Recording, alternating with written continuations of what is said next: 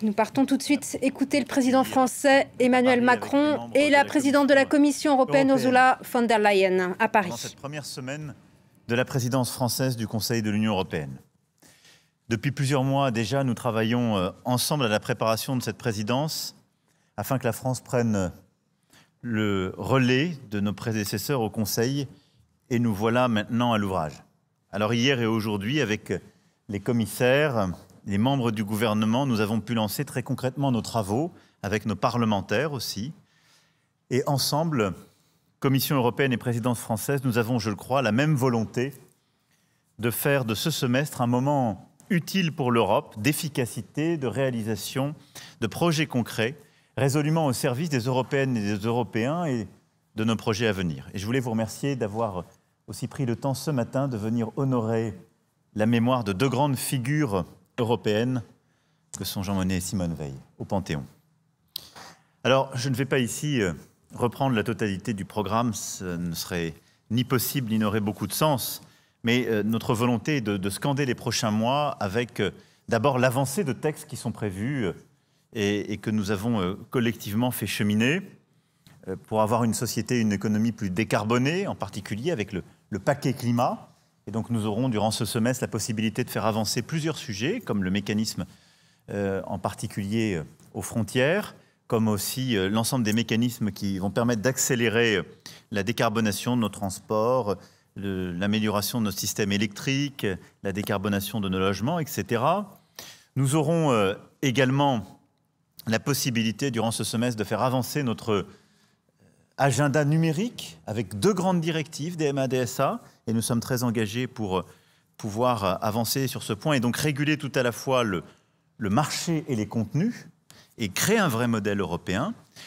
Nous aurons aussi un semestre, je crois, extrêmement important en matière de convergence sociale et de justice sociale pour une Europe plus inclusive, plus juste entre femmes et hommes, avec des textes importants pour les salaires décents et pour l'égalité femmes-hommes en matière salariale et dans les conseils d'administration des entreprises.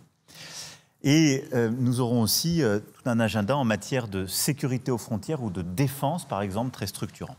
Les prochaines semaines seront scandées par plusieurs événements.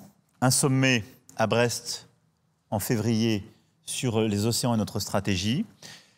Un sommet à Bruxelles, Union africaine, Union européenne, où nous avons cette stratégie commune que nous voulons, je dirais, refonder, cette nouvelle alliance avec le continent africain. Et un immense travail fait par la Commission en la matière, je veux vous en remercier, du sanitaire à l'économique jusqu'aux mobilités et aux migrations.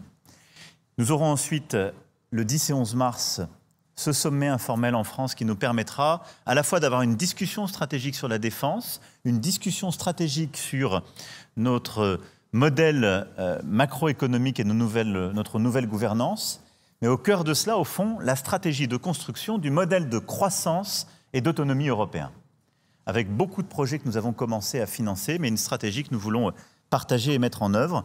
Et ce nouveau modèle de croissance, d'investissement, de production, d'autonomie est un élément clé pour moi de ce semestre, mais surtout de la décade qui vient.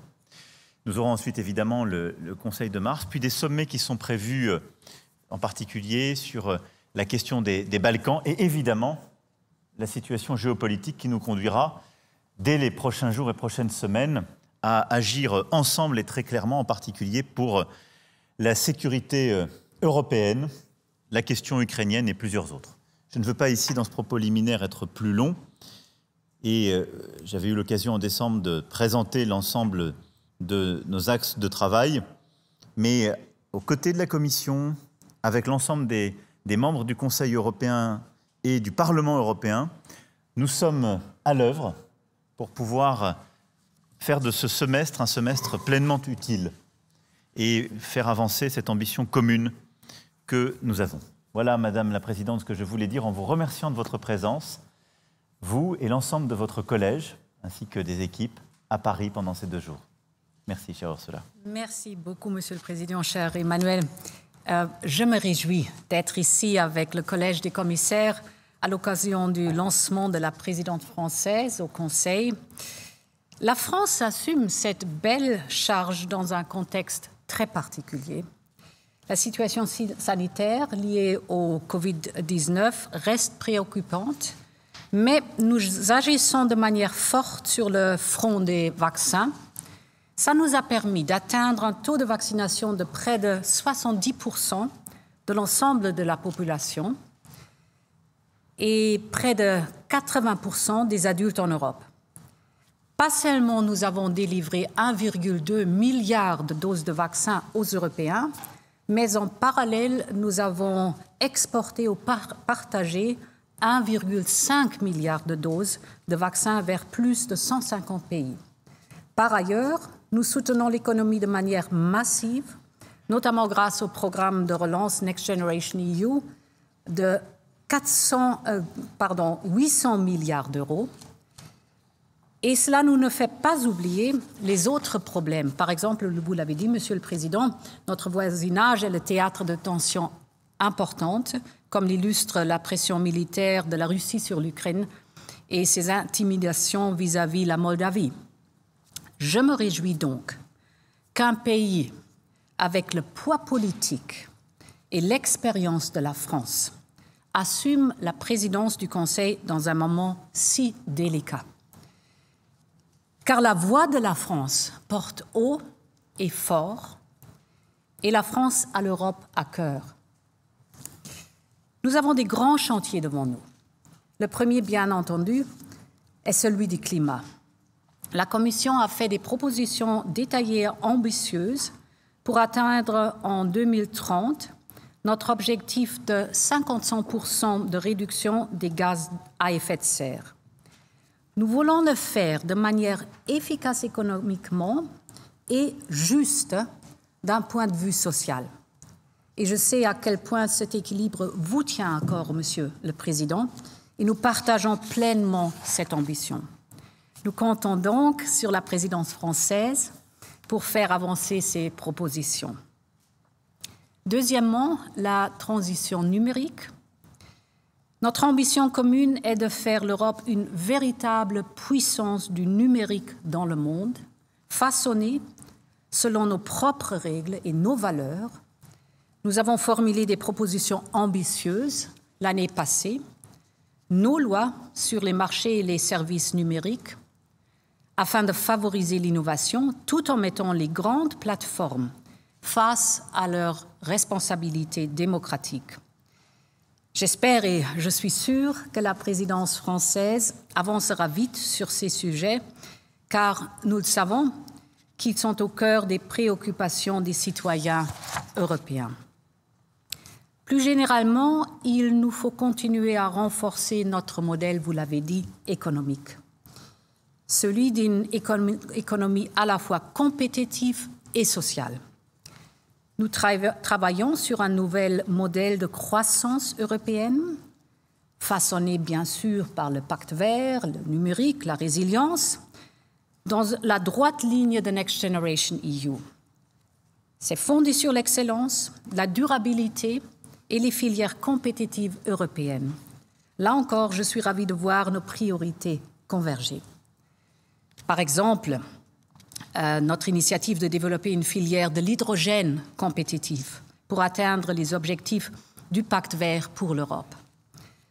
Enfin, pour ce nouveau modèle de croissance, je veux mentionner la proposition émise par la Commission il y a 3 semaines sur la fiscalité des multinationales.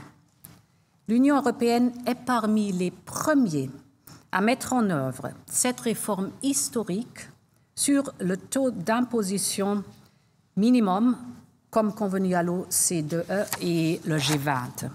J'espère que nous parviendrons à un accord rapide pendant la présidence française, parce que cette réforme est nécessaire à une croissance mondiale équitable. Un autre sujet important est la gestion des frontières et le renforcement de l'espace Schengen, notre espace de libre circulation. Diverses crises ont affaibli cet espace, qui est pourtant au cœur du projet européen. Nous voulons donc restaurer, préserver et renforcer l'ouverture des frontières intérieures de l'Union européenne. Pour ce faire, nous avons présenté des propositions de réforme en ce sens en décembre, Et j'espère que la présidence française saura donner l'élan nécessaire pour progresser sur ce dossier. Bien entendu, cela passe aussi par le renforcement de la gestion des frontières extérieures, la lutte contre les réseaux de passeurs et le travail avec les pays d'origine et de transit. Voilà pourquoi je souhaite aussi voir un progrès rapide sur notre pacte de migration et l'asile qui offre justement cette approche globale. Ensuite, nous sommes d'accord qu'il faut une véritable union de la défense, une union de la défense qui nous prépare aux futures nouvelles menaces, par exemple la prochaine attaque hybride, d'où qu'elle vienne. Alors, mettons-nous d'accord sur nos priorités grâce à notre boussole stratégique, c'est-à-dire une sorte de livre blanc sur la défense. Et je suis ravie que la présidente française se soit engagée sur ce dossier. J'attends beaucoup de la discussion qui aura lieu sur ce sujet dans le cadre du sommet qu'on va avoir en mars.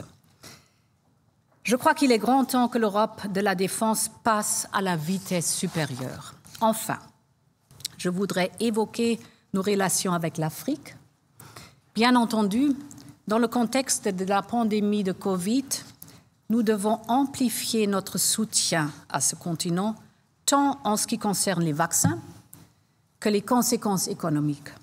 Mais bien au-delà de cette crise, l'Afrique est évidemment un partenaire clé pour l'avenir de notre continent, car c'est un espace géopolitique, économique et démographique qui sera essentiel dans le monde de demain.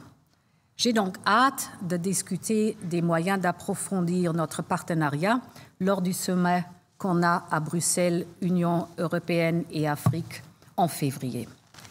Et voilà qui esquisse un programme ambitieux pour les 6 prochains mois.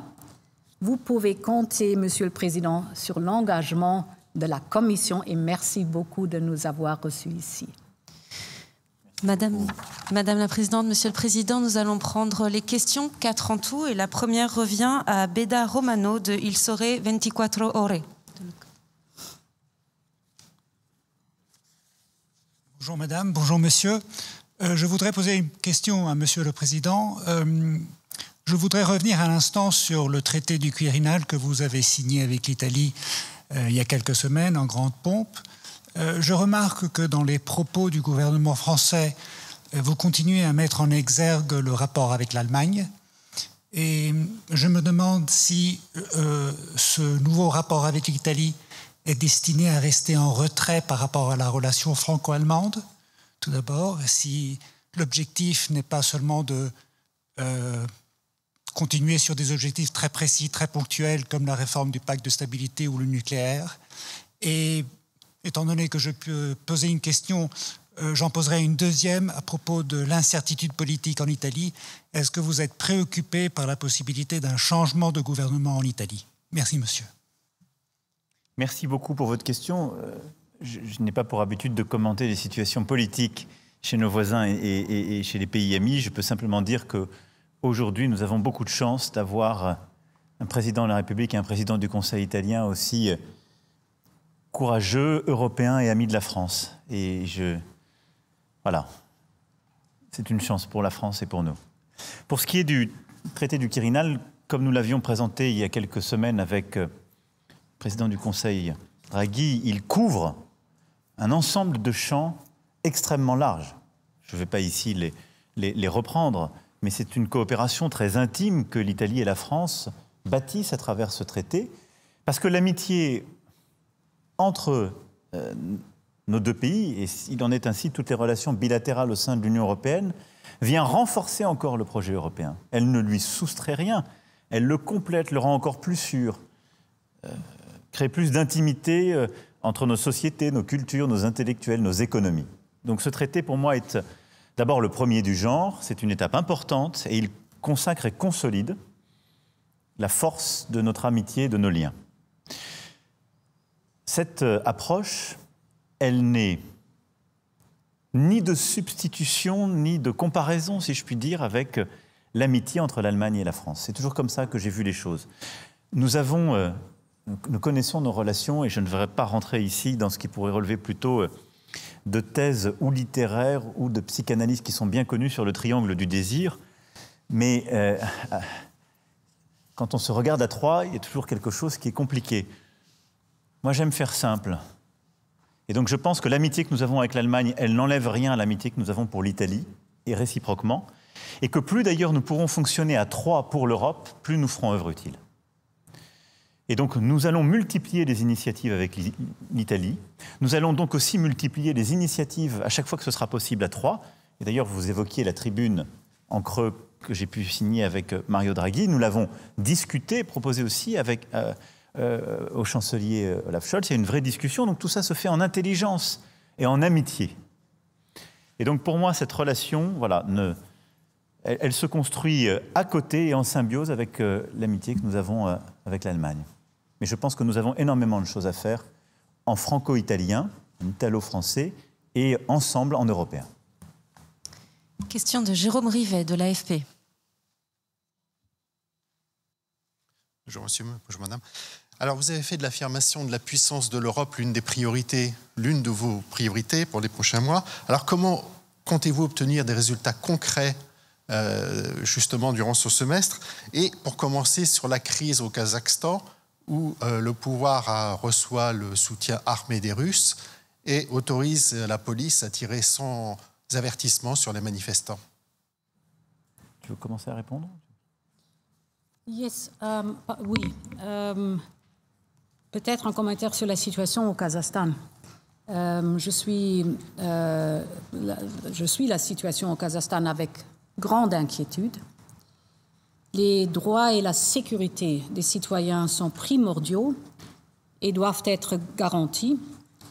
Et j'appelle à la fin de la violence et à la retenue. L'Union européenne est prête à apporter son aide là où elle peut.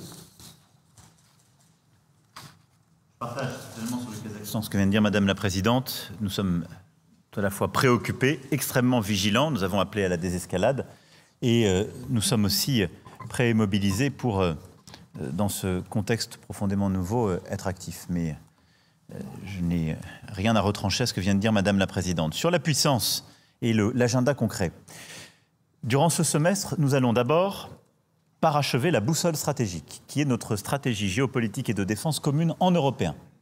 Nous aurons une discussion au sommet informel de mars, nous la conclurons au sommet formel de mars à Bruxelles. Ce qui nous permettra d'avoir une position commune en européen ensuite à l'OTAN et d'agir ensemble de manière beaucoup plus coordonnée.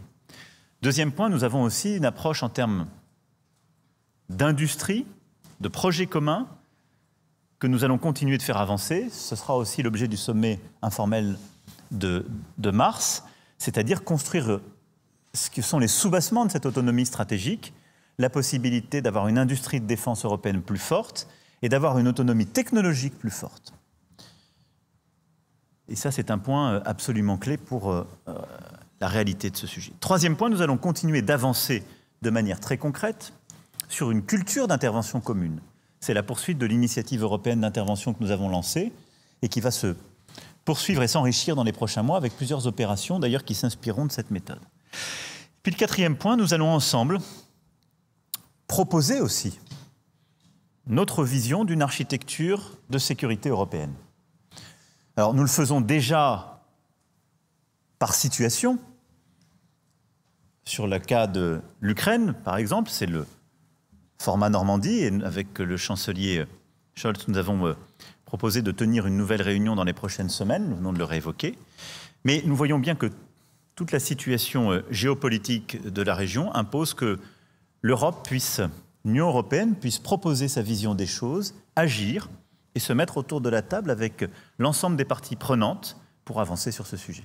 Voilà quelques-uns des axes sur la matière que vous avez évoquée. Hans-Gard Hasse de DPA.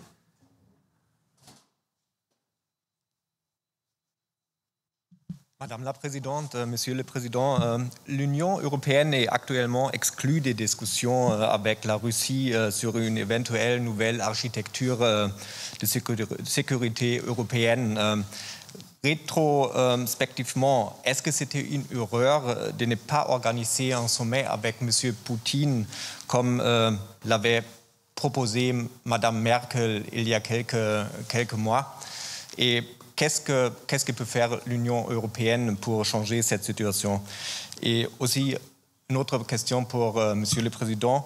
Est-ce que vous êtes toujours prêt de parler avec Monsieur Poutine sur un moratoire sur les missiles nucléaires à moyenne portée? Merci beaucoup.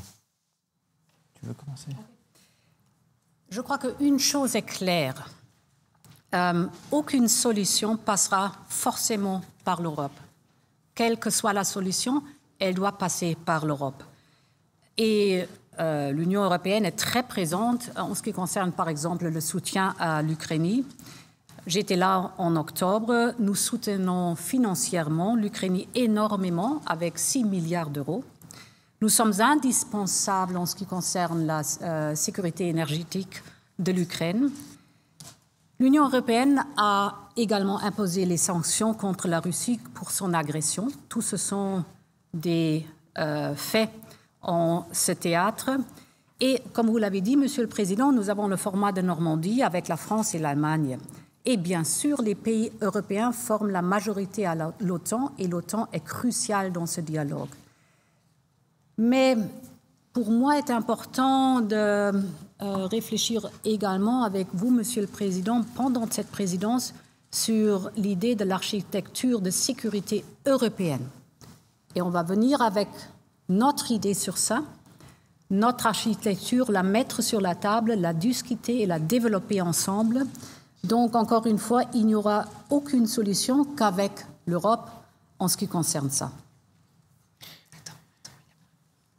Sur les sujets que vous avez évoqués, d'abord, je pense que c'est une bonne chose qu'il y ait des discussions entre la Russie et les États-Unis d'Amérique sur les tensions qui existent autour de la situation ukrainienne et même plus largement.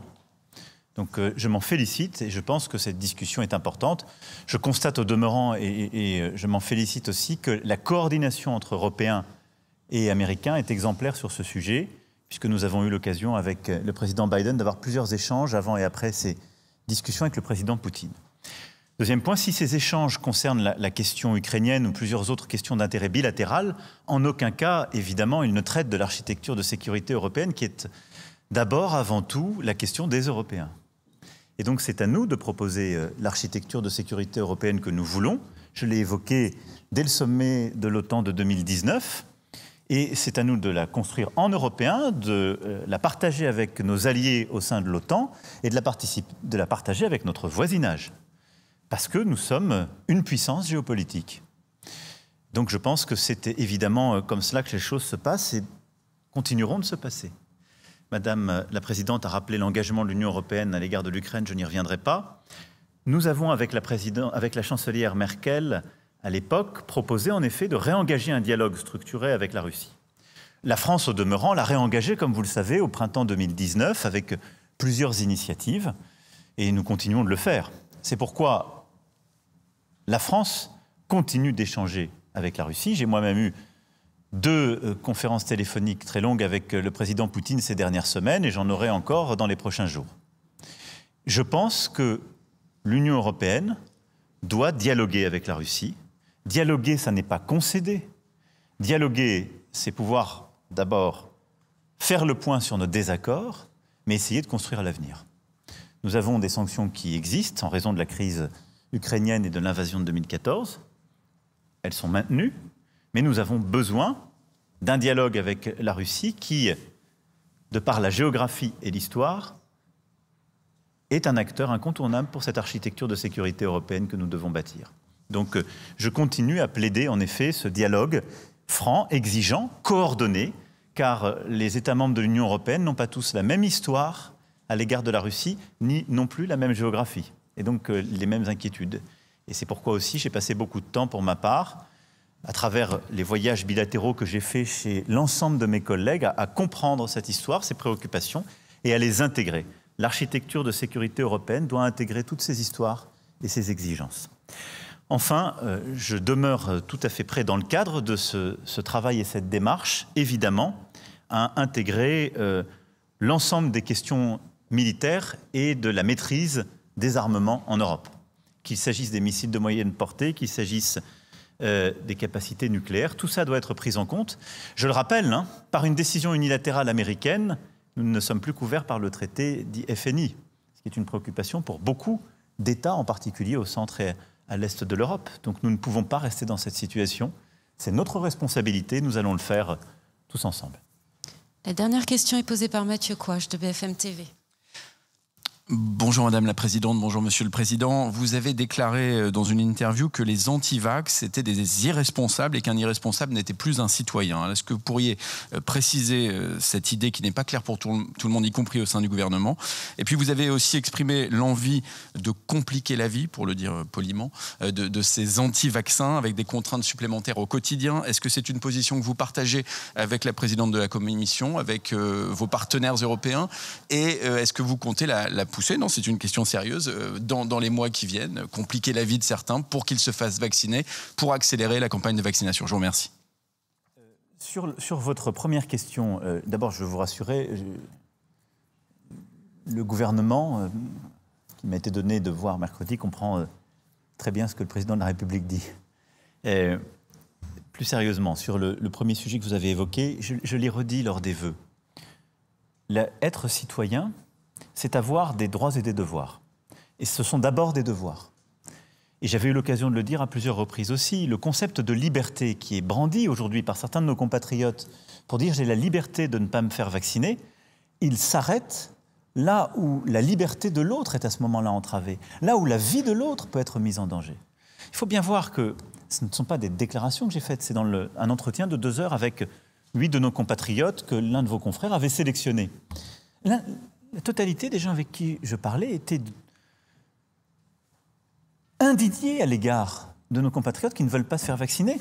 J'avais face à moi 2 soignantes qui me disaient « mais nous, on pense qu'il ne faut plus soigner les gens qui ne sont pas vaccinés quand ils arrivent aux urgences ».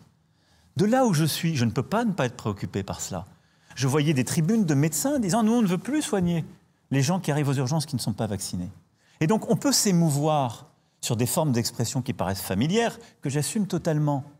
Moi, je m'émeus de la situation dans laquelle nous sommes. La vraie fracture du pays est là. Quand certains font de leur liberté, qui devient une irresponsabilité, un slogan, non seulement ils mettent en danger de la vie des autres, mais ils restreignent la liberté des autres. Et ça, je ne peux pas l'accepter. Et je ne peux pas laisser prospérer dans notre pays des débats qui consisteraient à dire « ne les soignons pas par ces choix ». Non. Et je l'ai dit aussi très clairement. Et donc, ce que je dis, c'est qu'être citoyen, c'est aussi accepter les devoirs qui vont avec cette citoyenneté. Et donc, quand on est citoyen, on doit accepter de remplir son devoir. Ensuite, oui, j'assume totalement, et c'est ce que nous faisons au fond depuis l'été dernier, on a une stratégie qui est simple, vacciner, vacciner, vacciner. Elle est européenne. Et je l'ai rappelé encore à plusieurs reprises, heureusement que nous avons l'Europe pour, dès le début, avoir obtenu ces doses, puis être le premier continent de production, et de production ouverte pour le monde entier, puisque nous avons plus exporté et donné de doses que nous n'en avons gardé pour nous-mêmes. Donc la vaccination, c'est notre priorité. Ensuite, le deuxième pilier, c'est le pass sanitaire devenant pass vaccinal. Pourquoi? Parce que c'est un mécanisme qui permet de protéger les uns et les autres quand on est dans un espace commun, et c'est aussi une stratégie qui a été adoptée partout en Europe, avec des modalités techniques différentes, mais qui est de protéger les autres et de se dire, quand on va au restaurant, quand on va au spectacle, quand on est dans une même salle, eh bien, on sait mon statut et on avance. Et je dois d'ailleurs dire que le pass vaccinal est inspiré d'initiatives qui avaient été prises avant nous par le Luxembourg, l'Allemagne ou autres. Nous avions un pass sanitaire, comme vous le savez, qui permettait d'être vacciné ou testé. Dans les lieux de convivialité, plusieurs de nos voisins avaient mis ce qu'ils appelaient le 2G ou 2G+, avant que nous en venions à ces décisions, où il fallait ou être guéri ou avoir son schéma vaccinal complet. Donc c'est un mouvement complètement européen. Et qui fait quoi? Qui met des restrictions sur les personnes qui ne sont pas vaccinées. Et donc ce mouvement, vous le voyez partout en Europe. Alors certains font l'obligation vaccinale au-dessus d'un certain âge, mais la plupart des pays mettent des contraintes de la vie sociale en disant, si vous n'êtes pas vacciné, vous n'avez pas accès à ce lieu, vous n'avez pas accès à cette activité. Et nous sommes obligés de le faire pour inciter, pousser les uns et les autres à le faire. Et je le dis avec beaucoup de volonté et de force. Nous devons faire cela. Nous devons le faire pour l'ensemble de nos compatriotes qui font l'effort de se faire vacciner et qui, par l'irresponsabilité de certains autres, parfois les choix assumés, sont contaminés. Et nous devons le faire aussi pour nos compatriotes qui parfois se laissent prendre par des discours obscurantistes, par des discours de peur, et ne se protègent pas eux-mêmes, alors que la science, la recherche et l'excellence technologique et productive européenne le leur permet. Voilà. Donc il était, je crois, de ma responsabilité de sonner un peu l'alarme. C'est ce que j'ai fait cette semaine pour voilà, que les choses puissent avancer encore plus rapidement. Voilà. C'est une discussion très importante qu'on a maintenant. La discussion, qu'est-ce que ça veut dire liberté? La liberté est toujours combinée avec la responsabilité. Et pas seulement la responsabilité pour moi-même, mais également la responsabilité pour ceux qui sont les proches, mes voisins, mes amis, ma famille, les autres. Et je crois que l'un et l'autre vont main dans la main. Et ça, c'est la discussion qu'on a maintenant. Et un gouvernement doit protéger également, c'est-à-dire le pass vaccinal est une forme de protection pour ceux qui sont vaccinés. Alors, il est, comme Monsieur le Président l'a décrit, un instrument que, bien sûr, le gouvernement peut utiliser. Moi, je crois que cette discussion sur la responsabilité et la liberté est très importante dans notre société pendant une pandémie. Merci beaucoup. Merci. La conférence de